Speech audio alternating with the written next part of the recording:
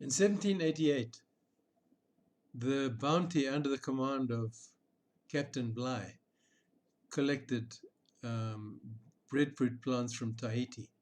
But it took some time, and the sailors, the British sailors, obtained for themselves girlfriends from the Tahitian women, but they didn't marry them. And then the Captain Bligh was not a skillful leader, and consequently there was a push and a pull. The push was everyone hated Captain Bligh. The pull was the British Admiralty executed people who were mutineers, and the men looked at the beautiful women who'd been their girlfriends on Tahiti Island. So they went back to the Tahiti Island, and they collected 12 women and 6 Tahiti men. Then they left for Pitcairn Island. Pitcairn Island was a remote island. There's a small group of islands around Pitcairn, and then the next group of islands is 1,000 miles away.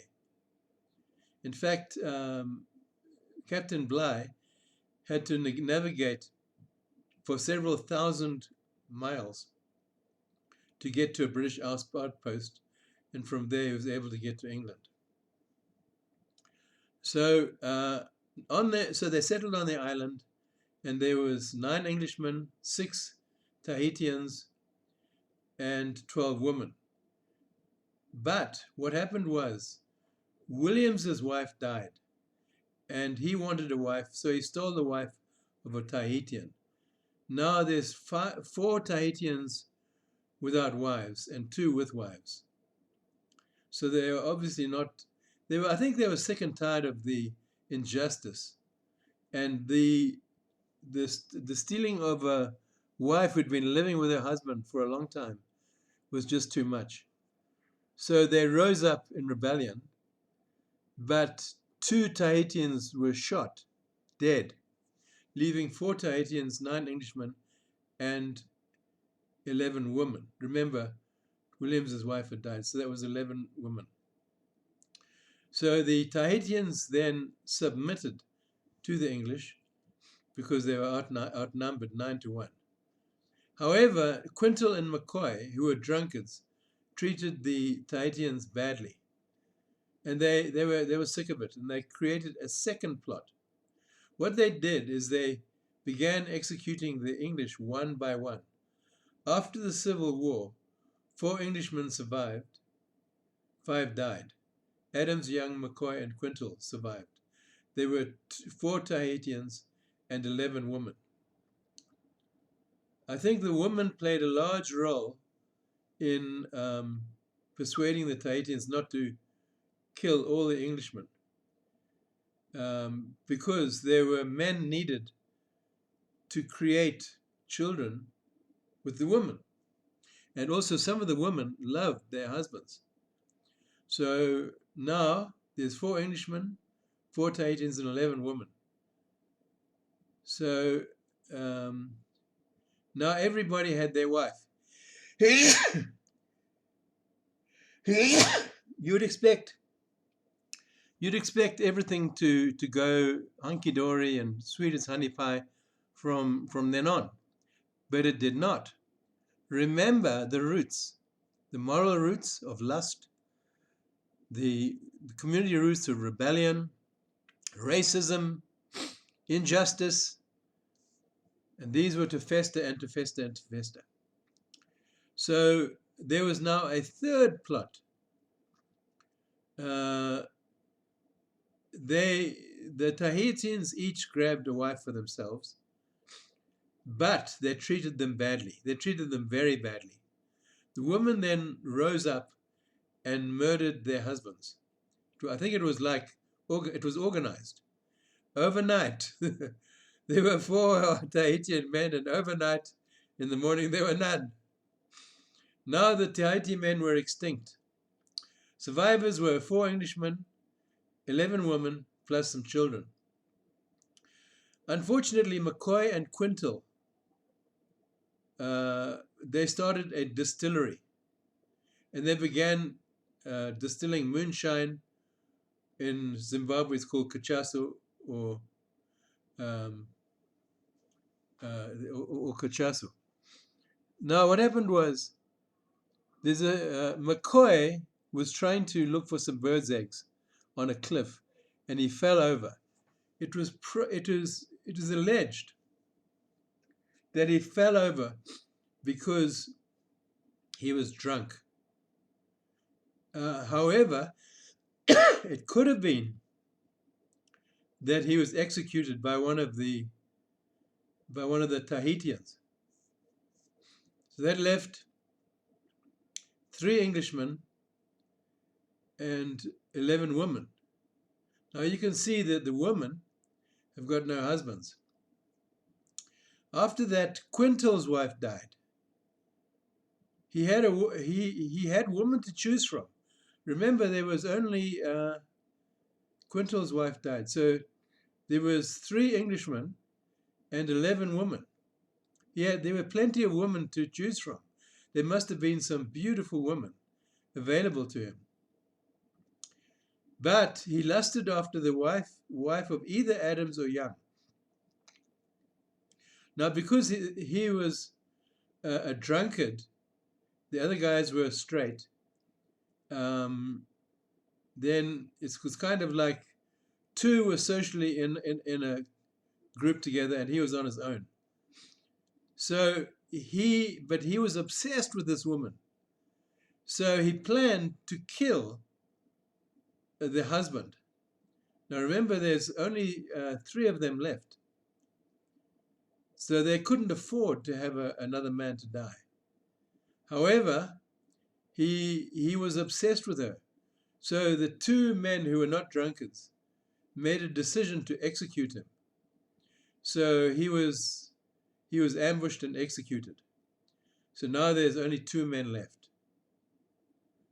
So only Adams and Young remained. Let's look at this now. Spirituality, no spirituality. Morality, lust, kidnapping of women, adultery, grabbing women, drunkenness, and murder. So that was the morality. Now you can see that all of these things had their roots in the original rebellion. So roots give rise to shoots, and shoots give rise to fruit. So you can see now, as according to Deuteronomy 28, God says, if you do not obey me, I will reduce your population until it is 0. So right now, the women are ruling, and there's only 2 men left. But Adams became like a patriarchal figure. So we've covered morality, we've covered spirituality. The remaining one is community. You can see that the British, they had no community with the Tahitians. They spoke a different language, they spoke a different culture, and it had different spiritual roots. And so they discriminated against the Tahitians, denying them women, then murdering them, denying them land, treating them badly. So this is obviously is not going to end well. So if there was a prophet on the island, he would have said, let's get our spirituality organized. Let's organize our morality. Let's have repentance. Let's organize our community. Let's have repentance, reconciliation, and forgiveness. And let's reconstitute a community as children of God. So it's one God and one community, one family. So that's where we are under the 3rd plot, leaving Adams and Young. Now you can see that there was probably some male children, but there's only 2 male adults and 11 women. And the 2 male adults made a choice to be monogamous, to stick with their wives and to not have affairs and to not have second or third wives.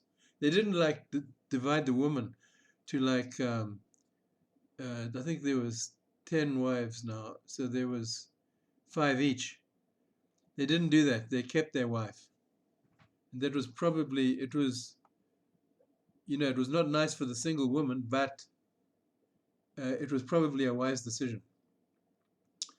So that's where we're ending off at.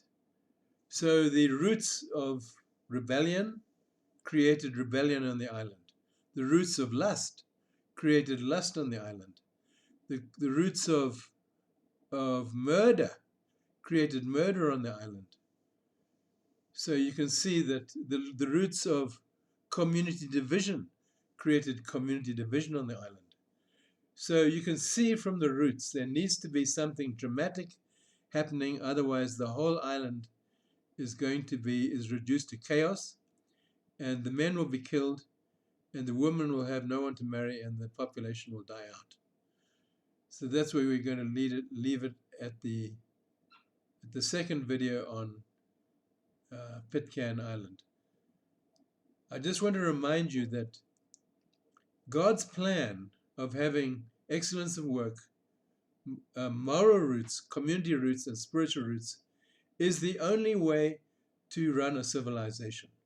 We can see the Pitcairn civilization almost at the point of collapse. But fortunately, in the next video, we're going to see a renewal and a revival and a reformation. And that saves the civilization for a time. So thank you. So if you claim to be a prophet, you must talk about excellence of work, you must talk about morality, you must talk about community justice, and you must talk about true spirituality, submission to Jesus Christ. If you're just going to talk about dreams and visions and experiences and ideas and politics, you are not a prophet. You're not a prophet. You're a nice, cool Christian guy, but you're not a prophet. Prophets talk about spirituality, morality, and community.